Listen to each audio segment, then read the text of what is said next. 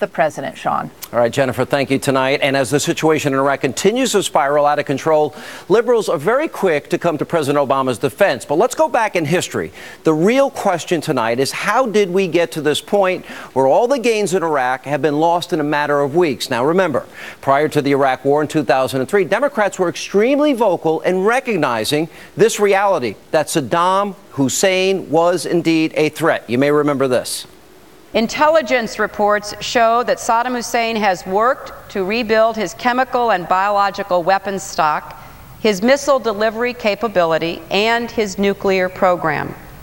He has also given aid, comfort, and sanctuary to terrorists, including al-Qaeda members. He may even miscalculate and slide these weapons off to terrorist groups to invite them to be a surrogate to use them against the United States. Saddam Hussein, in effect, has thumbed his nose at the world community. And I think that the president is approaching this in the right fashion. Good old Senator Harry Reid. He keeps trying to rewrite history. Now, the tape we just played proves that liberals, they helped get America into this Iraq war. Most of them voted for the authorization of the use of force, but you wouldn't know it by listening to them today. Watch this. As President Obama and his advisors consider options to combat the threat, conservative members of Congress, or I should say Republican members of Congress, and their pundit cheerleaders are more interested in playing their favorite game, blame Obama. Doesn't matter what it is, it's his fault. Guess what? It is his fault. Now, what you're seeing happening today and right now is a perfect example of how the administration let terrorism advance, resulting in what is now a lost war.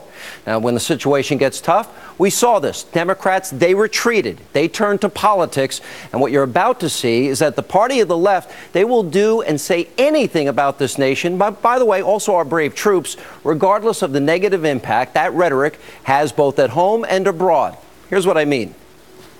There is no reason, Bob, that young American soldiers need to be going into the homes of Iraqis in the dead of night, terrorizing kids and children, women. As long as we follow the president's path in Iraq, the war is lost.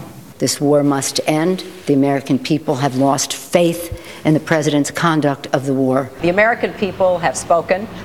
The Congress has voted as of today to end this war. There's no military solution to this. We've got to have a political solution, begin a phased withdrawal, and make certain that we've got benchmarks in place so that the Iraqi people can make a determination about how they want to move forward.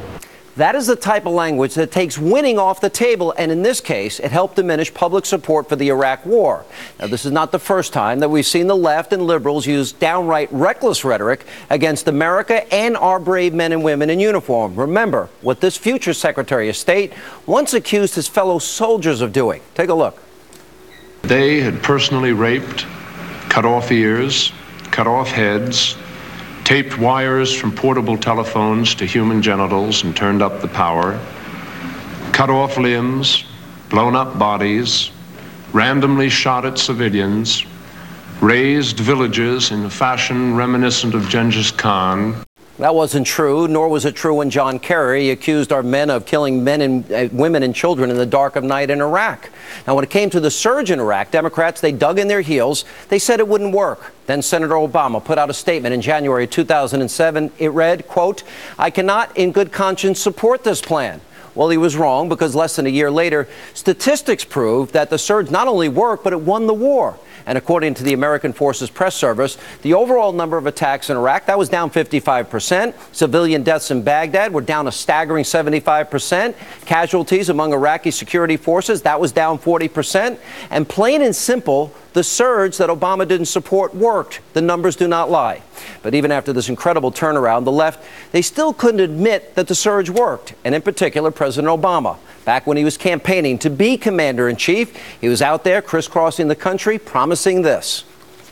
Iraq is not going to be a perfect place. I will give our military a new mission on my first day in office: ending this war. I want Iraqis to take responsibility for their own future and to reach the political accommodation necessary for long-term stability. That is victory. That is success. That is what is best for Iraq. That is what is best for America. And that's why I will end this war as president. Now he lost the war, the insurgency is back in charge. Obama cared more about his political ambitions than he did about Iraq's future. And many warned what would happen if, in fact, we pulled out of that country too soon. You might remember this.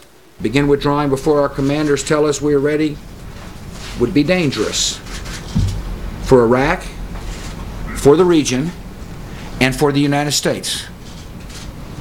It would mean surrendering the future of Iraq to al-Qaeda.